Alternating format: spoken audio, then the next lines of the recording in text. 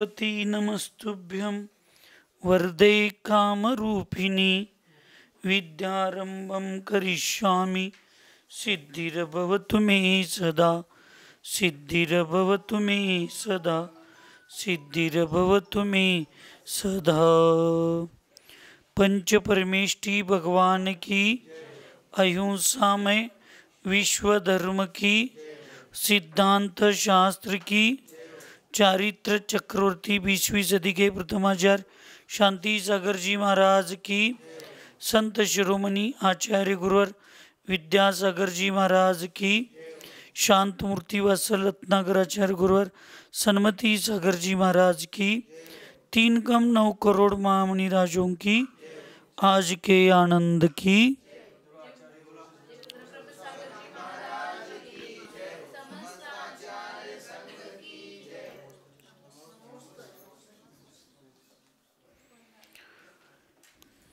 जीवनामध्ये जेवढं काही तप आपण करतो ते तप सर्व समाधीसाठीच निमित्त असतं, अशा पद्धतीच्या भूमिकेत आचार्य भगवंतांनी या ठिकाणी सांगून किंवा ग्रंथकारांनी सांगितल्यानंतर आज आपल्याला बघायचं आहे, जीर्ण जे शरीर आहे त्या शरीरावरची प्रीती योग्य नाही। जीर्ण शरीर से प्रीति अच्छी नहीं। मग या ठिकाणी सांगतात, अति परिचेतस्वज्ञा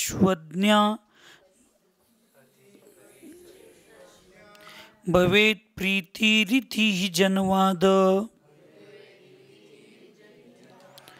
चिरतर शरीरनाशे नवतर लाभे च किं भीरुः। अति परिचित होते रुचि घटती नव रुचि होती लोक कथन चिरतर शरीर का नाश लाभ नवतन का फिर क्यों भय रे मन। फार विषय महत्वाचा आहे। ज्यांचं शरीर जीर्ण झालेलं आहे त्यांच्यासाठी पण महत्वाचं आहे, आणि आमच्यासारख्याने आमचं शरीर कधी जीर्ण होणारच नाही असा जो हट्ट आणि अहंकार घेऊन बसलोय त्यांच्यासाठी पण फार महत्वाचा विषय। लोकनी का ऐसा कहना है कि जो जिस वस्तु का अति परिचय अति सेवन हो जाए तिसमें अवज्ञा अनादर हो जाए है, रुचि घट जाए। और नवीन का संगम में प्रीति हो है, यह बात प्रसिद्ध है। अति परिचय वर्जती असं काय राहील, अवज्ञा अति परिचय झाले की त्याची अवज्ञा नियमन होते। आचारशींचं 3 अवज्ञा का झाली नाही, आणि आमची मग रोज अवज्ञा होण्यासारखं आपल्याला का वाटतंय? तर आपण सगळ्यांनी एवढं परिचय करून घेतलोय की आम्ही साधू आहे आणि त्यांनी श्रावक आहेत, हे भेद आम्ही पण विसरलोय आणि ते श्रावक पण विसरलेत। म्हणजे वास्तविक सत्य आहे ते। आणि मग आम्ही त्यांना आमच्या घरातल्या माणसांच्या जगत आम्ही ब्रह्मचारी ब्रह्मचारिणी समाजातली मुलं मुली आम्ही त्यांची चेष्टा करतोय। आमच्या व्यवहारात वाटतच नाही आम्ही साधू आहे आणि त्यांनी श्रावक आहेत, त्यामुळे त्यांच्या पण व्यवहारात वाटत नाही हे गुरु आहेत आणि आम्ही शिष्यानी भक्त आहे। मग अतिपरिचय ज्यावेळी होते ना त्यावेळी विनयाची भूमिका संपते, अवज्ञा होते। म्हणून आचार्यशींनी किंवा हे महान साधू संत असतात कुणाला लावूनच घेत नाहीत, स्वतःच्या शिष्यानं लावून घेतलं नाहीत। आये तो वेलकम गए तो भीडकम, निवांत असतात। आलासा तर स्वागत आहे, गेला तर गर्दी कमी झाली, दोन्ही ठिकाणी आमचाच आनंद आहे. म्हणून त्या लोकांना कधी असं अडकून पडले नाही. आम्हाला काळजी वाटते,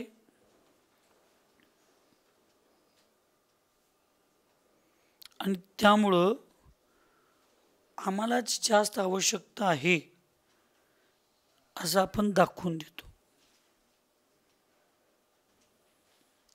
आता कधीतरी एक दोन भैयांनी महाराजांच्या पुढे वगैरे बोलले असतील की आमचे दीक्षाचे भाव आहेत, आमचे दीक्षाचे भाव. आम्ही महाराजांनीच त्यांना फोन करायला लावायचं, कोणाला तर संपर्क करायला लावायचं, आणि त्यांनी म्हणायचं 8 दिवसात येतोय, 15 दिवसात येतोय. अरे गरज त्यांना आहे का आपल्याला आहे? मग एकाही वेळेला काय वाटतंय, बहुतेक यांचं आमच्यावर प्रेशरच झालं. तुमचे भाव मस्त चांगले आहेत की त्याचं चांगलं व्हावं, पण त्या वस्तूचं, त्या द्रव्याचं पण उपादान शक्ती आणि काल निमित्त जवळ यायला पाहिजे का नको? यायला पाहिजे का नको? होत नाही तसं.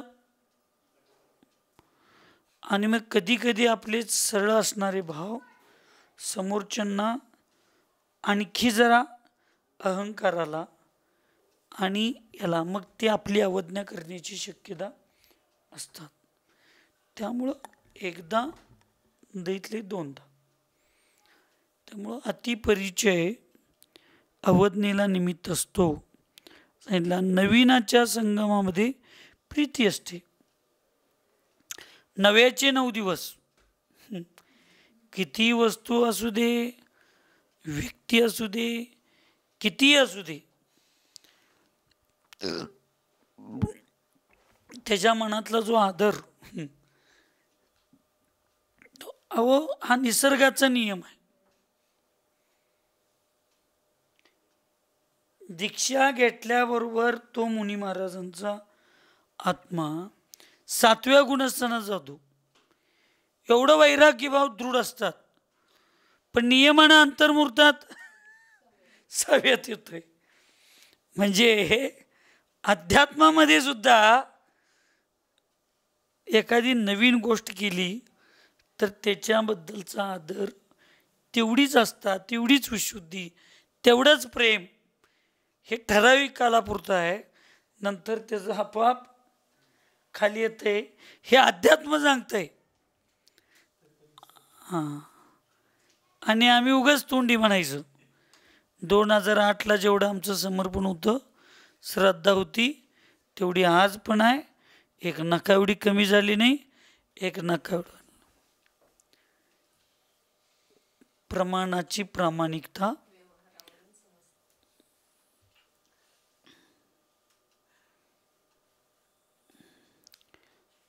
कळते. पहिला डोळ्यावर जग फिरत होतं, आता डोळं फिरून बाहेर पडली तरी जग हलायला तयार नाही. फिरायचं वेगळंच आहे.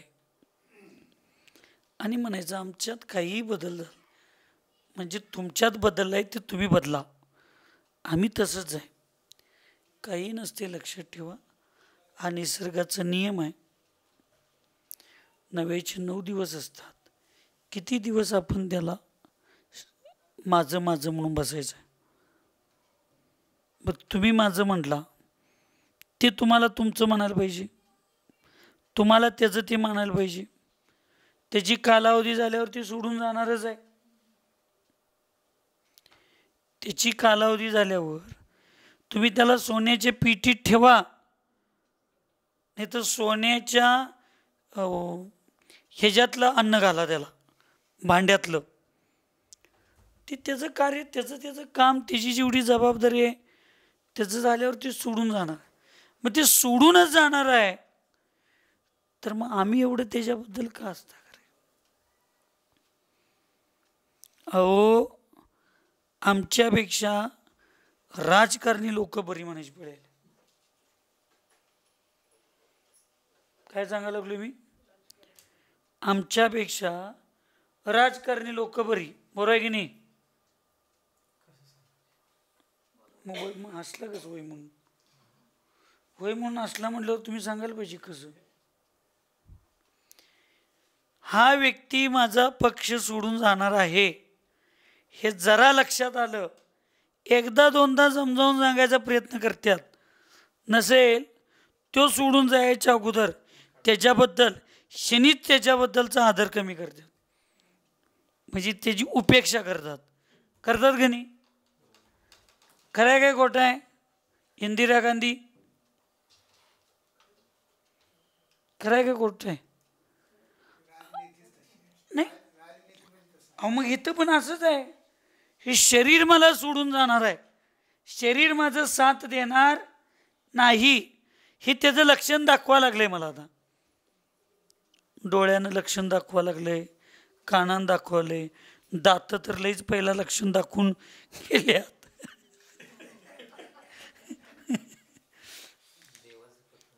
हा दाताने तर लई पहिलं पत्र, पहिली सूचना दातांच्याकडं झाल्या. एवढं सगळं आहे, मग एवढं सगळं ते मला सोडून जातो तुला म्हणून भीती घालायला लागले, तरी आम्ही नको राहा. तुम्ही जेवढं त्याला लई मान दिचेला तेवढं ते डोक्यावर चढून बसणार आहे. भांडणं असतात बघा, आचार्य आमचं सांगत होते सन्मत सागर महाराज, भांडणं चालली की बघत बसायचं. हे लई आपण कुठतर गावचं नेता असल्यागत सोडवायला जातोय, दोन पेट आपल्याला पण बसतात. भाड्यानं हडदनोड तू गेली नसतीस तर तुला मारायचं काही काम होतं का? चार हाना कर आबा म्हणा, सवय लागली आम्हाला, काय करणार? आणि जेवढं तुम्ही भांडण सोडवायला जाशीला तेवढं त्यांना जास्त ताव येतोय. भांडा म्हणायचं, सगळेजण नुसता बघत बसायचं. 10 मिनिटात दोघं पण शांत बसतात की नाही बघायचं, बसेल की नाही. तसं तुम्ही शरीर तुम्हाला सोडून जातो, आता माझी वेळ झाली, आता मी तुला साथ देऊ शकत नाही हे सांगायला लागले, तरी पण पिशवी भरून गोळ्या संगत ठेवून आणि हे तुझ्याशिवाय मला कोण आहे नाही, माझ्याशिवाय तुला कोण, जनरली चर्चा चालू आहे. जनरली असं लोक अजून काय असतं त्याच्यात.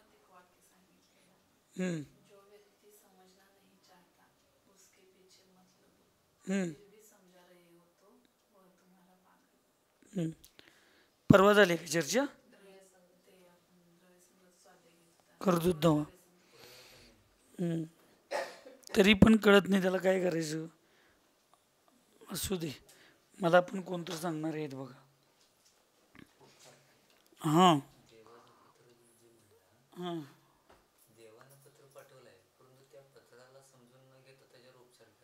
हां होय, बछाडी बसवला, हृदय झालं, त्याला बुळकं पडलेलं पॅचिंग केलं. हां काय करायचं? देवाला समजावून सांगितलं, तू काय काळजी करू नकोस, आमच्या महाराजांनी सांगितल्यात, अजून तुझं आयुष्य हाय माझं अजून, तू का काळजी करायला लागलायस?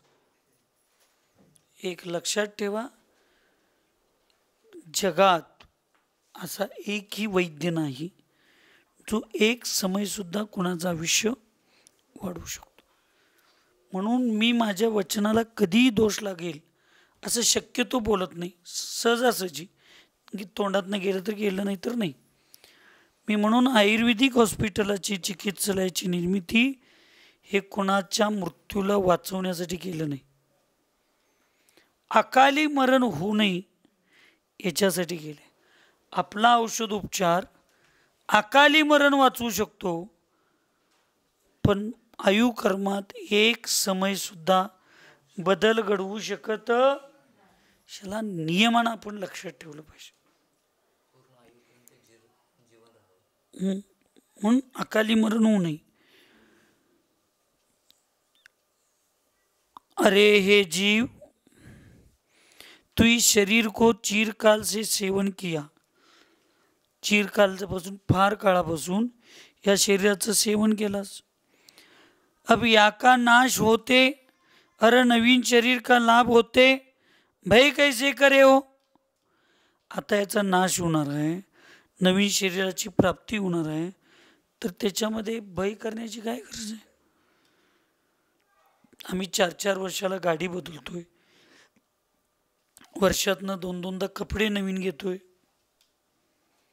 घरात चांगलं असलं तरी नवीन अपडेट आलं तर आम्ही 10-12 वर्षात एकदा घरचं फर्निचर बदलतोय. अजून चांगलं असतंय तरी पण बदलतात का नाही लोक. हे सगळं बदलत असताना नवीन अपडेट पाहिजे म्हणतोय. आणि शरीर क्रूश होऊन आता मरणार, सोडून जाणार आहे. मग नवीन शरीर, अपडेट शरीर पाहिजे असं का म्हणत नाही.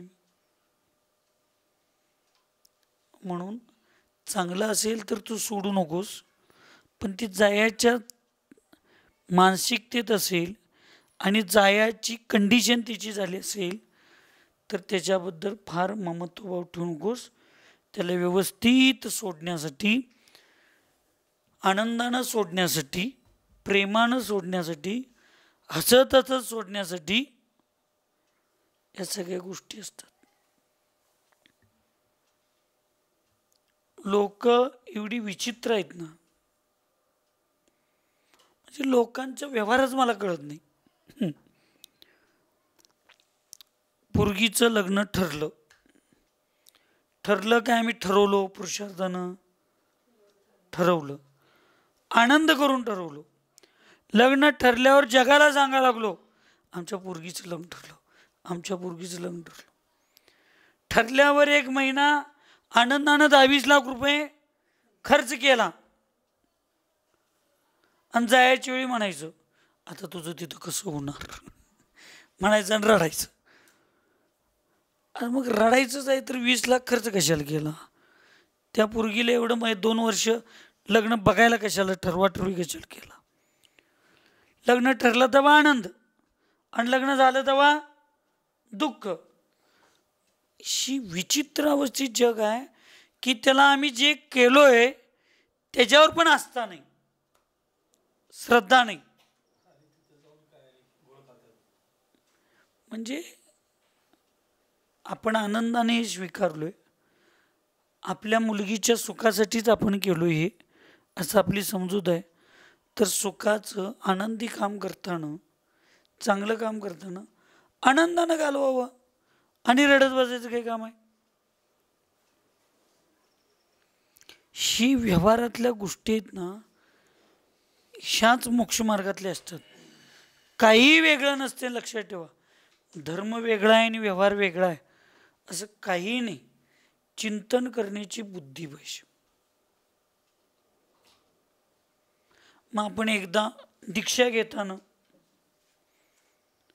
आनंदानं दीक्षा घ्यायचं ठरलंय, कोण घरातनं हाकलून काढलं नाहीत कोणाला, कोण दीक्षा घ्यायला म्हणून कोणाला 10 लाख बक्षीस दिलं नाही, सगळं आनंदानं आहे. आणि दीक्षा घ्यायला घर सोडून जाताना आणि ते नांदायला गेलेल्या बायकागत रडत बसायचं. खोलीतल्या खोलीत रडलं तर काय वाटत पण नाही. लोकांच्या पुढे जाताना अरे मग आनंद आहे, आपल्याला या क्रियेत आनंद आहे म्हणून केलोय ना, मग परत तिथं रडायचं आणि दुःख का करून घ्यायचं, वेदना का करून घ्यायचं. म्हणजे जी गोष्ट करायला मी चांगली चाललोय त्या चांगल्या गोष्टीचं मंगलाचरण शोकपूर्वक का, आणि पुढचं जीवन मग कसं राहणार. ते मंगलाचरण जिचं शोकपूर्वक झालं त्याचा अंत आनंदपूर्वक कसा होणार. तसा धर्म हे सगळं स्वाध्याय, समाधी, पूजा जे काय मी चांगल्यासाठी स्वीकारतोय ते स्वीकारताना पण शोक नको, आर्तरौद्र नको, आणि स्वीकारल्यानंतर सुद्धा शोक आणि आर्तरौद्र नको. आनंदानं जो है जसं आहे तसं होते कर्म. किती लोक अज्ञानी चौका सुद्धा लावणार. अरे आदिनाथ मुनी महाराजांना हजारो चौके लागले तरी ते 6 महिने उपाशी राहिले. आणि भरत चक्रवर्तीच्या अपेक्षेनं एक सामान्य राजाच्या नगरशेठच्या घरात त्यांचा आहार अंश राजाच्या घरात झाला, चक्रवर्तीच्या घरात सुद्धा झाला नाही यार. आदिनाथ भगवंतांनी राग आणि स्नेह पूर्वक आहार करायचा नाही म्हणून सांगितलं, आणि आम्ही राग स्नेह पूर्वक आहारला जातोय.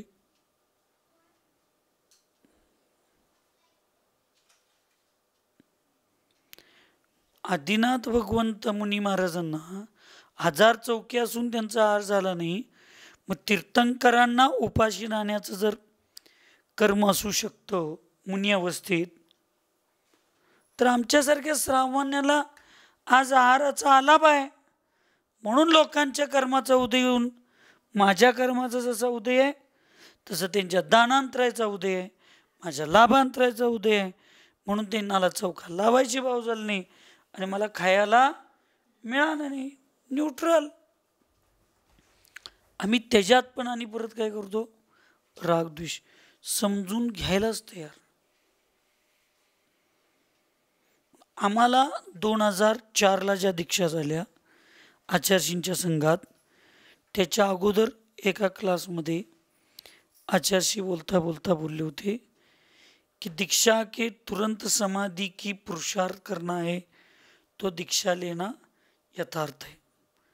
आज दीक्षा घेतलो आणि उद्या माझी समाधी करण्याची वेळ आली तर त्याला स्वीकारण्याची काय पाहिजे, मानसिकता पाहिजे.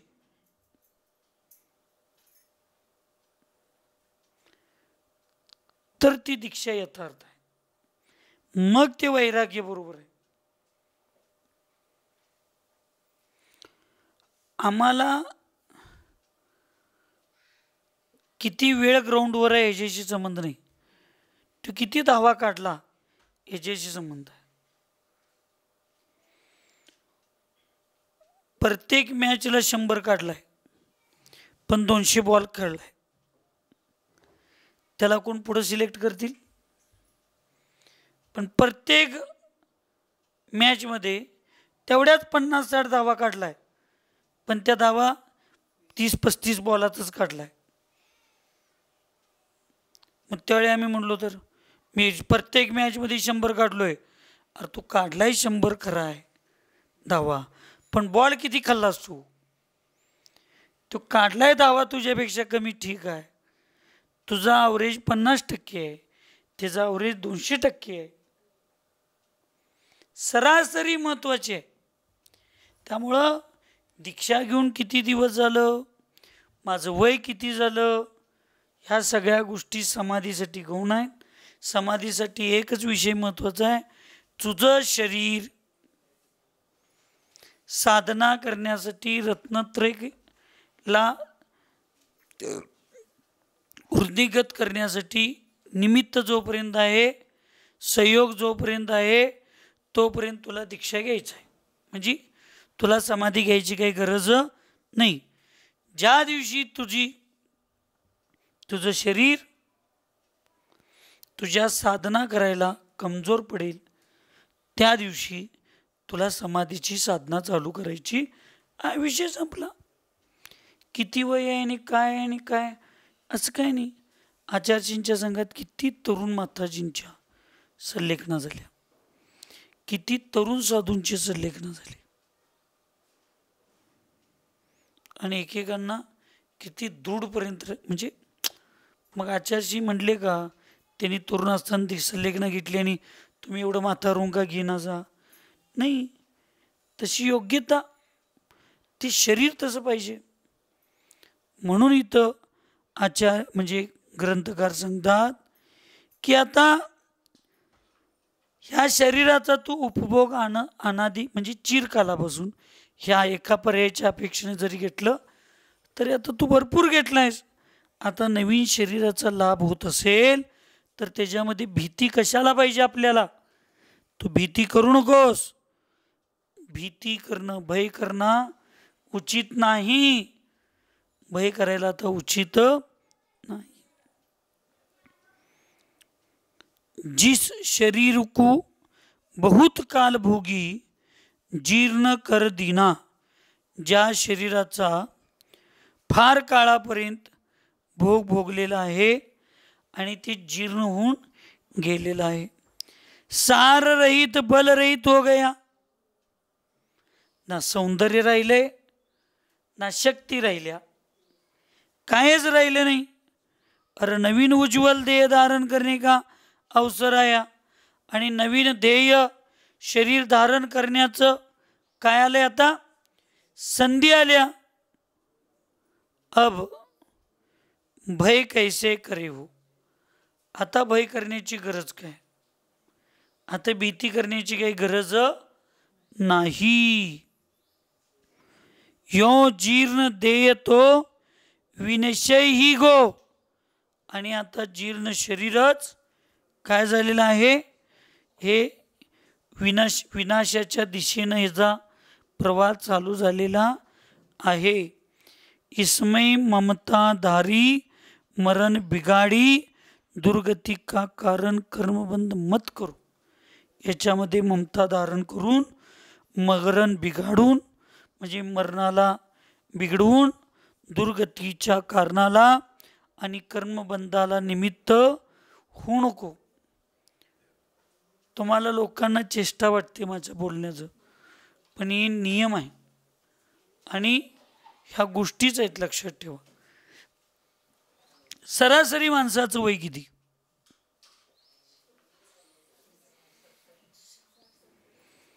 80-85 वय। सरासरी वय किती असते, 80-85 वय। आपण चिंतन ज्यावेळी करतो ना, त्यावेळी आपल्याला सगळं कळत असतं। सकाळचा जो वेळ असतो तो वास्तविक 10-11 पर्यंतच असतो। 11 नंतरची जी वेळ आहे ती दुपारची निमित्त होते। की कशाला निमित्त ठरते, दुपारला। दुपारपासून 4 वाजेपर्यंतची वेळच दुपार असते। तिथनं परत कुठली वेळ चालू होते, सायंकाळची, आणि 7 नंतरची वेळ रात्रीची चालू होते। असाच नियम आहे। बालपण, तरुणपण आणि म्हातारपण, ह्या 3 गोष्टी फार महत्त्वाच्या। 20 वर्षापर्यंत काळ जो असतो हा बालपणात मोडला जातो। 45 वर्षापर्यंतचा जो कालावधी असतो तो तरुणपणात मोडला जातो, आणि 45च्या वर्षाच्या पुढं तरुण आणि वृद्धावस्था मिक्स असते, आणि 55 वर्षाच्या पुढं नियमानं वृद्धापकाळ चालू झालेला असतो, नियमानं। म्हणून आम्ही वरचेवर म्हणतोय की आता 45 वर्ष झाली, आता निम्म वलंडलं, आता आम्ही म्हातारा व्हायला चालू झालो। आणि वास्तविक सत्य जोपर्यंत मी स्वीकारणार नाही की 45 वलंडले म्हणजे आता मी वृद्धावस्थाकडं माझं पहिलं पाऊल पडलंय, तोपर्यंत मी माझ्या विचारातील जगातलं प्रभुत्व, मी आचार्य आहे, माझ्याकडे एक संस्था आहे, मी एक हॉस्पिटलला मार्गदर्शन करतोय, एक अकॅडमीला मार्गदर्शन करतोय, आता मला क्रमशः यातला 1 तास त्याच्याबद्दलचा विचार सोडलं पाहिजे। 47, 48, 50 वर्ष झाली वय, आता त्याच्यातला मला 2 तास बाहेर पडलं पाहिजे। असं करत करत कर मला बाहेर पडण्याची बुद्धी माझ्यात चालू झाली पाहिजे। अजून मला आजी म्हटलं तर राग येतंय, बरं आहे की नाही? नाही, तुमचं सांगतच नाही, तुम्ही तुमच्यावरच का ओढून घेताय बरं? एक एक बायकांना 70-75 वर्षाच्या अजून म्हातारी आहे काय म्हणतात मी। उत्साहानं म्हातारी नसलंच पाहिजे, पण शरीराची वास्तविकता सोडून सुद्धा विसरून चालणार नाही. हाजी. आत्मानुशास्त्रामध्ये आता आपण तुम्ही तीन सांगितल्या अवस्था. आत्मानुशास्त्रामध्ये गुणवंत आचार्यांनी चार अवस्था सांगितल्या: बालपण, तरुणपण, प्रौढपण आणि वृद्धपण. प्रौढपण मध्ये धन संपत्ती मिळवण्याच्या संसार अवस्थेमध्ये जास्त गुंततो आणि बाकीचे तीन अवस्था आहेत. तेच मी सांगितलं. 55 वर्षाची वय आहे. 40-45 पासून 55 वर्षाचं वय.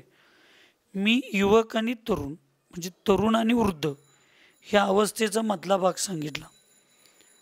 मी बोलतानाच ते बोललो. आणि हे वय जे असते ना ते विचाराची प्रौढता निर्माण करणार असते की आता मला पुढं काय करायचं आहे.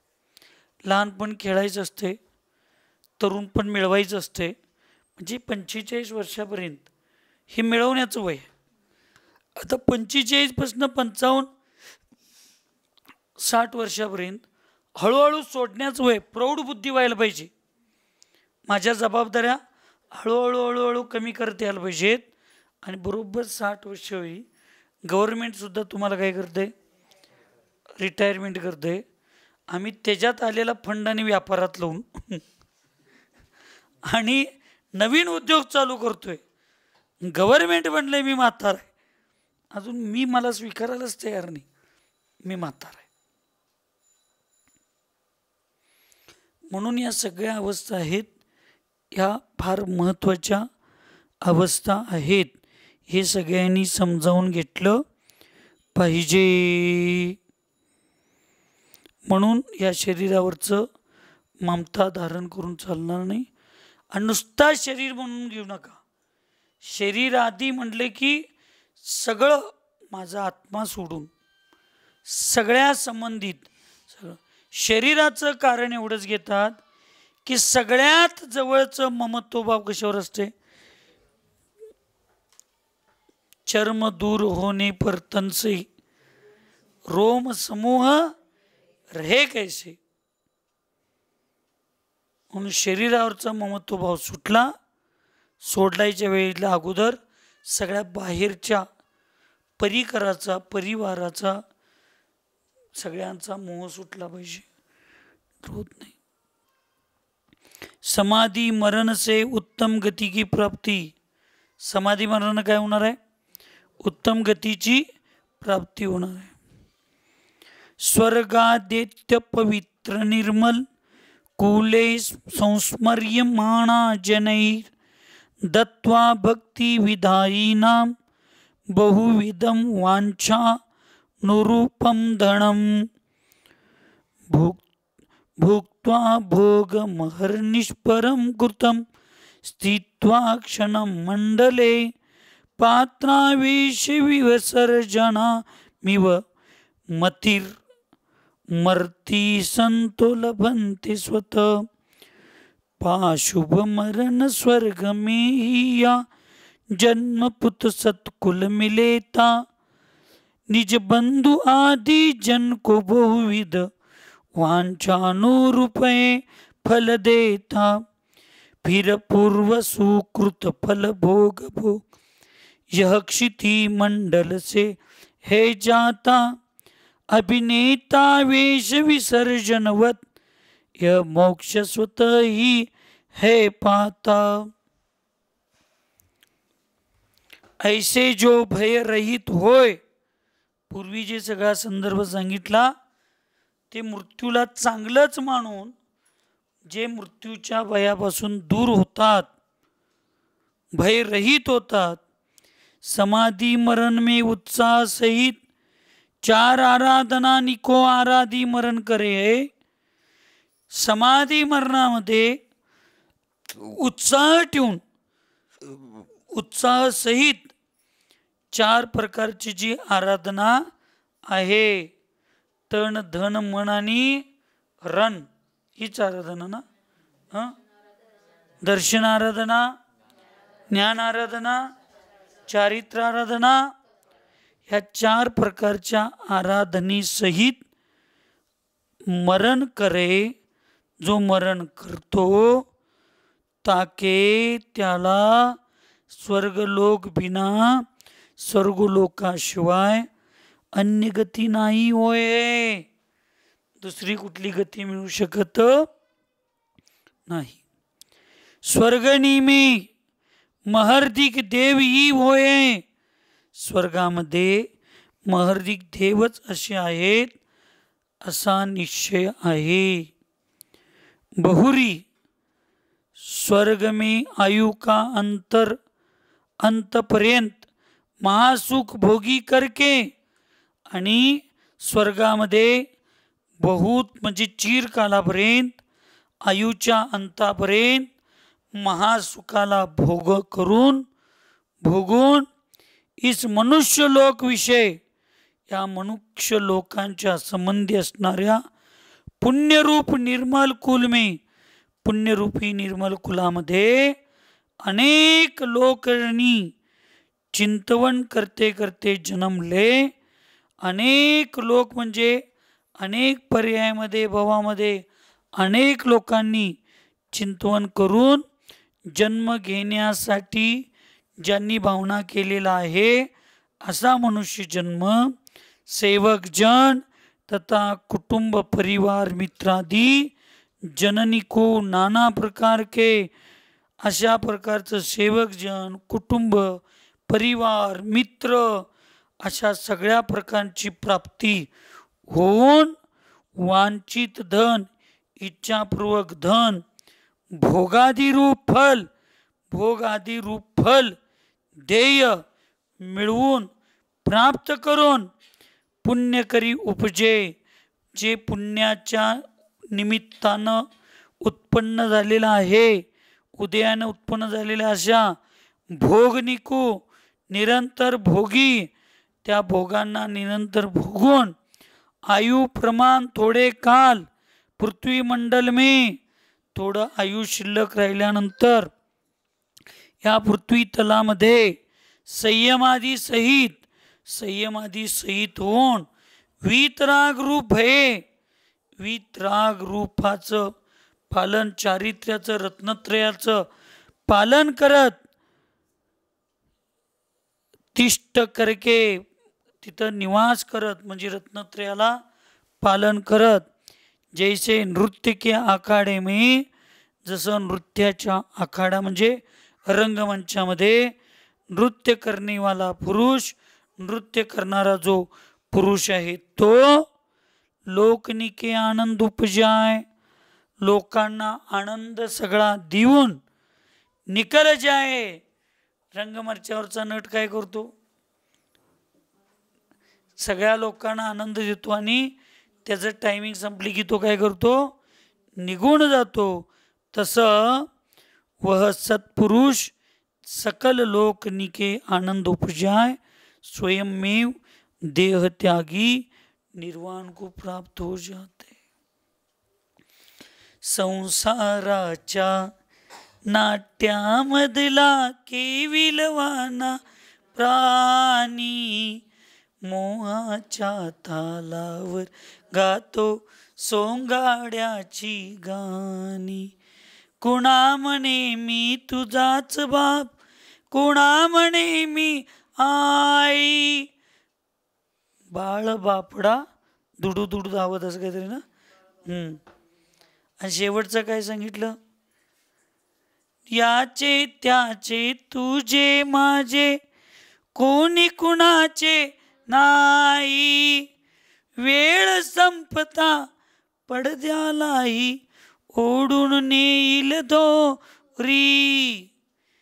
आणि या रंगमंचावरचा चेतन राजा एकच ज्ञानी असं काहीतरी त्याची ओळ आहे. या रंगमंचावर एकच खरा ज्ञानी आहे, शाश्वत आहे. कोण? चेतन राजा आत्मा, तो एकच ज्ञानी आहे. हे गाणं आचार्य सन्मती सागर महाराजांच्या मुखातूनच ऐकायला जो आनंद येत होता तो कुठल्याही मोठ्या गीतकार म्हणजे गायकाच्या मुखातून सुद्धा नाही. बांधून डोळे गाण्याभोवती फेऱ्या किती करणार, हे दोन गाणे आहेत ना भजन, आचार्यजींच्या मुखातूनच ऐकायला ते गाणी चांगली वाटत होते. बाकी किती कोण किती पण आम्ही म्हणू दे, किती चांगला गायक होऊ दे, त्याच्या पुढं तो शून्य. आचार्यजींच्या पुढं ते शून्य. तेच इथं सांगितलं. पुण्याईच्या माध्यमातून मनुष्यगती मिळाली, जैन कुण मिळालं, चांगलं अवयव सगळं मिळालं. त्या कलाकारागत योग्य वेळ येऊपर्यंत सगळ्यांचं मनोरंजन, सगळ्यांचं पालन पोषण, कर्तव्य, जबाबदारी स्वीकारा करा. पण ज्यावेळी वेळ संपत आली लक्षात येते त्यावेळेला आपल्या आपल्या दिशेला निघून जावा. म्हणजेच वैराग्य धारण करून, रत्नत्रयाचं पालन करून, वीतराग परिणामांना धारण करून, या शरीराचा त्याग करून निर्वाणाला प्राप्त व्हायला पाहिजे. मृत्यू महोत्सव वचनिका लिखी सदा सुख काम. शुभ आराधन मरण करी पाहू निज सुखधाम. उगनी से 18 शुक्ल पंचमी मास आषाढ. पूरन लिखी वाचो सदा मनिधरी सम्यक गाढ.